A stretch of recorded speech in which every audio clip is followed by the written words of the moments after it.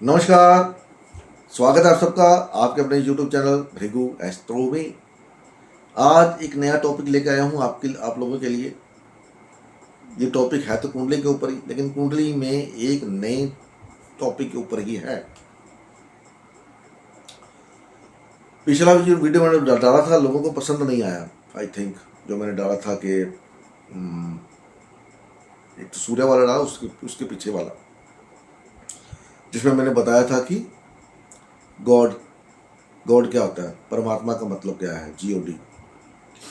तो वो लोगों को समझ में नहीं आया। तो मैं उसका, अगर आप समझ पाए उसको, तो आपको अपनी ज़िंदगी का फंडा नज़र आ जाएगा कि आप पैदा क्यों हुए, क्या करने के लिए इस दुनिया में आए हो, वो बता देगा। गौर बात सिर्फ इतनी है कि आपको उसको सुनना है गौर से, भी मैं क्या बोल रहा हूँ। और उसमें दिया गया वो सूत्र, वो आपकी लाइफ में ऐसा होगा कि वो कर्म, वो बातें आपके पूरे परिवार में कभी किसी ने करी नहीं होंगी। टुडे, आज के दौर में, क्योंकि आज के दौर में संभावनाएं बहुत हैं, बहुत सारी संभावनाएं हैं। पुराने टाइम में ऐसी संभावना, हमारे टाइम में ऐसी संभावनाएं है ही नहीं थी, आज बहुत है। तो आज के दौर के ऊपर वो फिट बैठती है।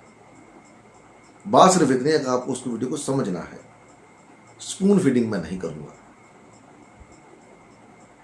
समझना आपको ही है क्या बोला है मैंने उसको, बाकी आपके ऊपर है। समझना चाहते हो समझ लो।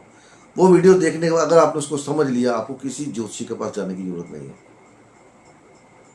किसी भी ज्योतिषी के पास कोई वीडियो देखने की जरूरत नहीं है, लेकिन अपने माइंड पे थोड़ा सा प्रेशर डालने की जरूरत है। और जिनका बुध वक्री है, वो बड़ा, जिनका बुध वक्री है, जिनका बुध 8वें घर में या 12वें घर में है, वो उस वीडियो को अगर दिमाग थोड़ा सा लगाएंगे बड़ी इजीली समझ जाएंगे।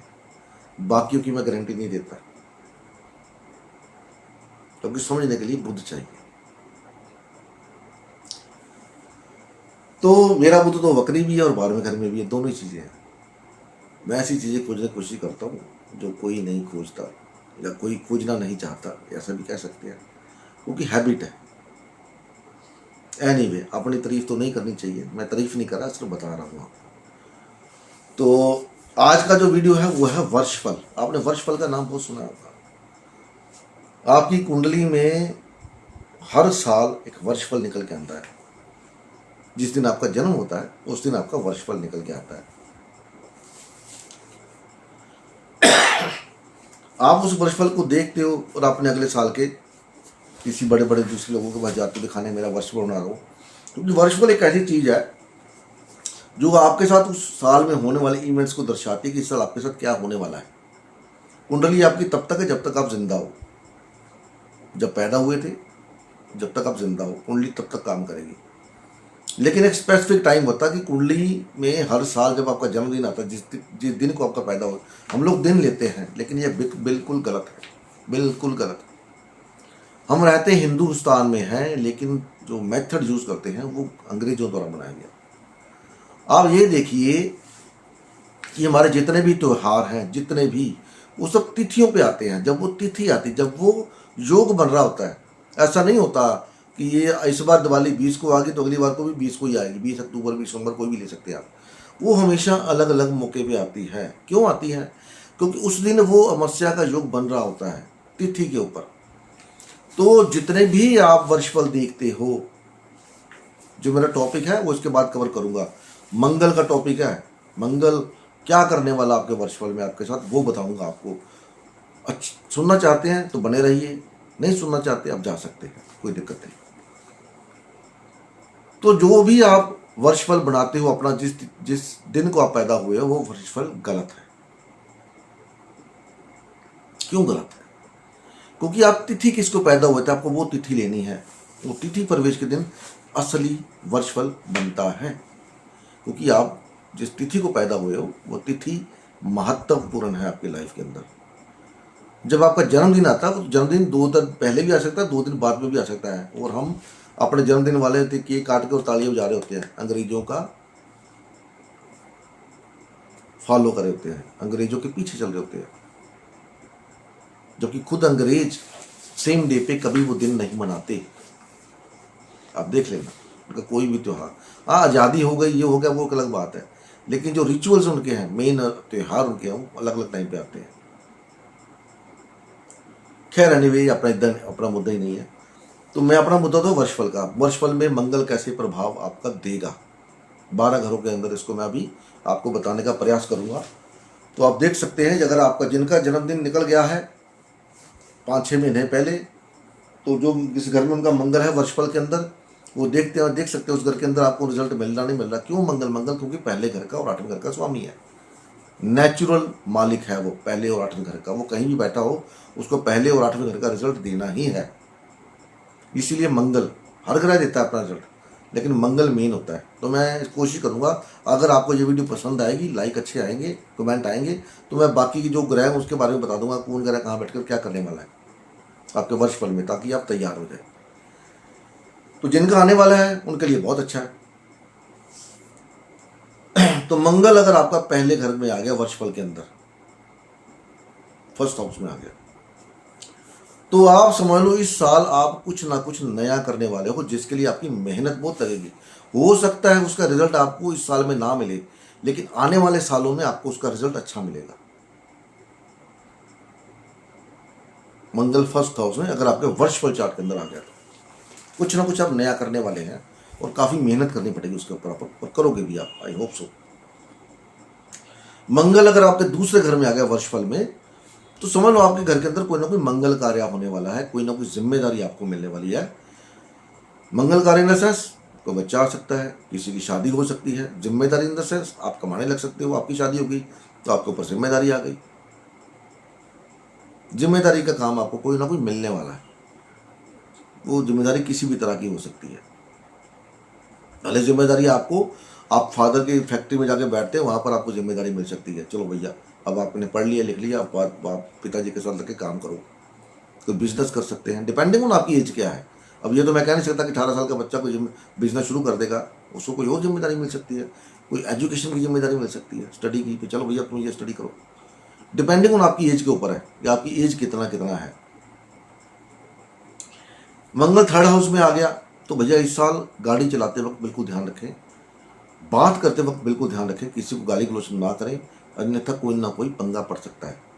पड़ेगा क्यों? सिर्फ आपके बोलने की वजह से। इस साल आपकी वाणी बिगड़ जाएगी,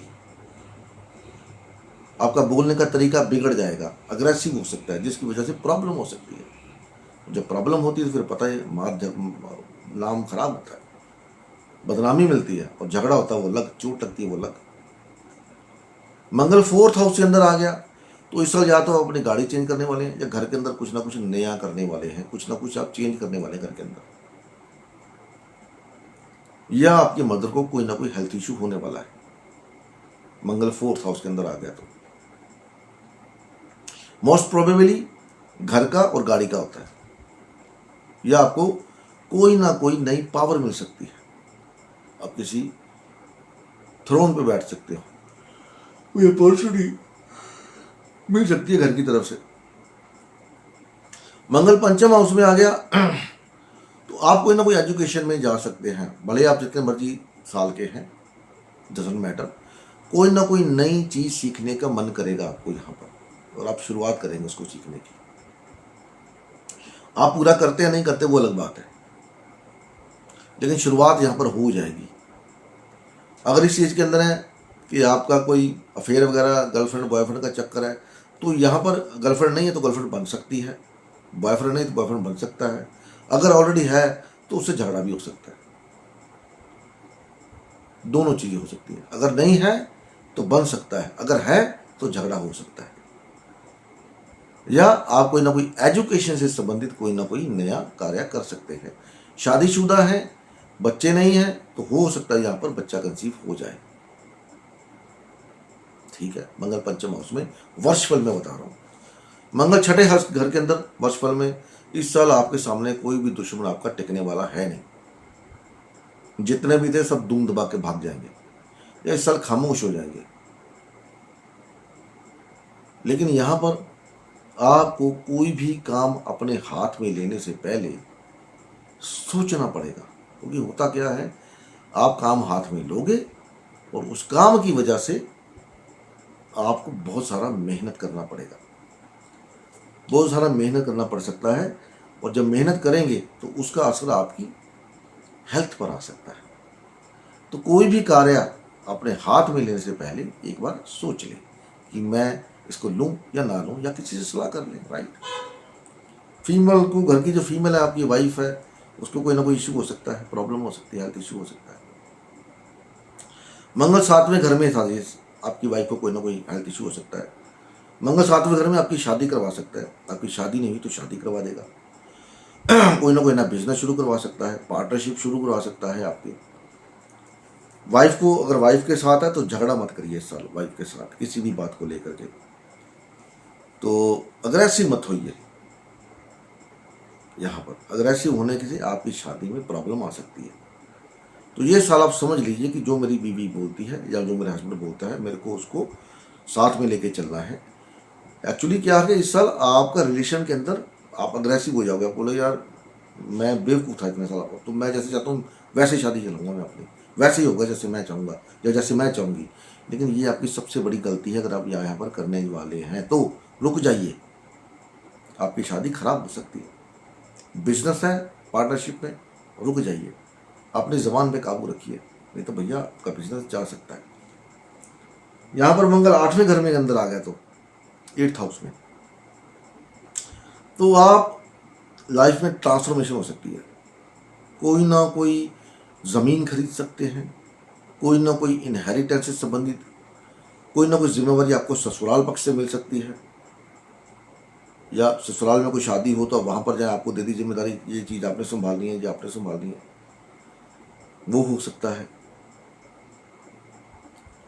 इन्वेस्टमेंट में नुकसान भी हो सकता है, तो इन्वेस्टमेंट करते समय यहाँ पर ध्यान रखें, अपनी हेल्थ पॉलिसी करवा के रखें। 8वें घर में मंगल आता तो अपनी हेल्थ पॉलिसी बढ़ा दें यहाँ पर, 8वां घर एक्सीडेंट का भी है। 9वें घर में मंगल आ गया तो 9वें घर में जब मंगल आता है तो आप किसी रिलीजियस स्थान पर जा सकते हैं, धार्मिक यात्रा पर जा सकते हैं। फादर के साथ, बॉस के साथ कम्युनिकेशन करते वक्त थोड़ा सा ध्यान रखें, अन्यथा आपको लेने के देने पड़ सकते हैं। धार्मिक स्थान की यात्रा हो सकती है, लेकिन वहाँ पर जाने के बाद आपको मशक्कत करनी पड़ सकती है दर्शन करने के लिए। वहाँ पर भीड़ बहुत हो, किसी से गाली गलौज हो जाए, बहस बसैया हो जाए, तो इस बात का ध्यान रखिएगा, वो मत करिएगा अगर आपकी यात्रा, लंबी यात्रा कोई होती है। मोस्ट ऑफ द चांसेस ऐसे समय में, उस साल में कोई ना कोई धार्मिक यात्रा, लंबी यात्रा होती है, डिपेंडिंग ऑन कि चार्ट में मंगल कैसा है। चार्ट में किसमें, D1 के अंदर। यहाँ पर भी मंगल को देख सकते हैं किसका एस्पेक्ट आ रहा है। यहाँ पर अगर शनि का, राहु का, केतु का एस्पेक्ट आ रहा है, तो वहाँ पर आपको धार्मिक लंबी यात्रा जाते समय या धार्मिक यात्रा में जाते समय जो आपको कोई ना कोई प्रॉब्लम, इशू होने की संभावना है। रास्ते में कहीं अटक जाओ, जाम लग जाए, भीड़ लग जाए, जहाँ पर गए वहाँ पर भीड़ बहुत है, ऐसा कुछ। वैसे अच्छा है 9वें घर में, कोई नई स्टडी शुरू कर सकते हो, धार्मिकता की तरफ जा सकते हो, धार्मिक किताबें पढ़नी शुरू कर दो, ये भी हो सकता है।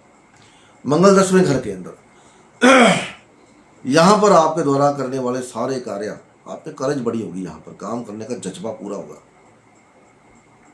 मैं ये काम, मैं आपको जो भी जिम्मेदारी दी जाएगी या आप जो जिम्मेदारी ले लोगे उसको पूरा जरूर कर दोगे, और वही आपको नेम एंड फेम दिलाएगा।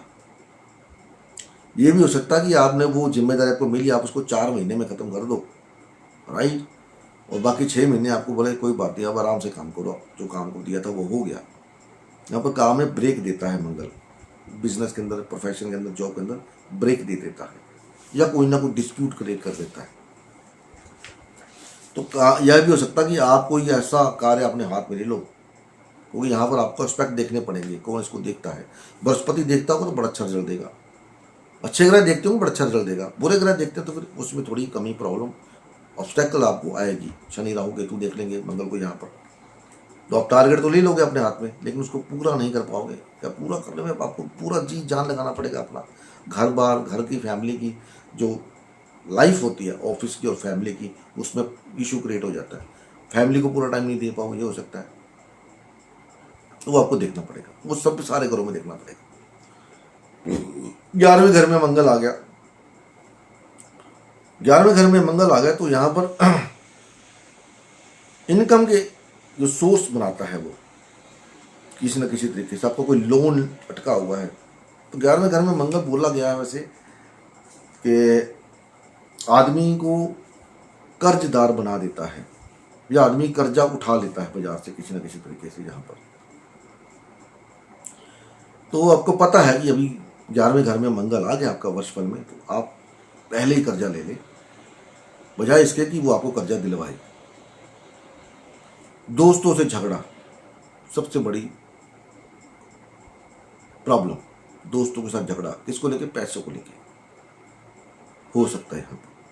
तो दोस्तों से अवेयर रहें, बातचीत ध्यान से करें दोस्तों के साथ, अपने क्लाइंट के साथ। हो सकता है आपके क्लाइंट ही आपको छोड़ के चले जाएं, सिर्फ आपके बोलने के तरीके से, आपके व्यवहार से क्लाइंट छोड़ के जा सकता है आपको। तो यहाँ पर नरमी रखें और मैनेज करें एक साल कैसे तैसे।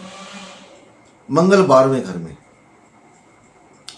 मंगल 12वें घर में ना अच्छा पोजीशन नहीं है। 12वां घर आपको पता है हॉस्पिटल का है, जेल का है, फॉरेन ट्रैवल का है। तो 12वें घर में जब मंगल जाता है तो आप अपने आप उस साल आपकी किसी ना किसी पहाड़ी एरिया पे, कोई ऊंची जगह पे आपकी विजिट होने की संभावना बन जाती है। मंगल 12वें घर में जब भी आता है पहाड़ी एरिया पे जा सकते हैं आप। इसके आप खुद ही घूमने चले जाएं, खुद ही महीने में एक आधा चक्कर हॉस्पिटल लगा लिया करें, वहां बैठ के चाय पानी पी के आ जा करें। इन्वेस्टमेंट का भी कर सकते हैं आप। फॉरेन के अंदर कोई इन्वेस्टमेंट करना चाहते हैं, ज़मीन लेना चाहते हैं, वो अच्छा योग है, फॉरेन चला जाए, सबसे अच्छी बात है। मंगल 12वें घर में आता है वर्षफल में, घूमने फिरे उस दिन उस साल यहाँ वहाँ, बीवी को साथ लेके घूमे। घर में रहेंगे तो बीवी के साथ झगड़ा होने के चांस बढ़ जाते हैं। तो ये था मंगल वर्षफल के अंदर 12 घरों में। अब जिनका तो काफ़ी लोगों का तो बर्थडे निकल गया होगा आज से 5-7-10 महीने पहले, जिनका जन्म अभी अभी आया, हार्डली आ रहा है, आया होगा तो एक साल तो उनका निकल ही गया। तो वो देख के बता सकते हैं कि मंगल जिस घर में मैंने बोला उस घर में उनको वो रिजल्ट मिला कि नहीं मिला, गलत बोला है या सही बोला है,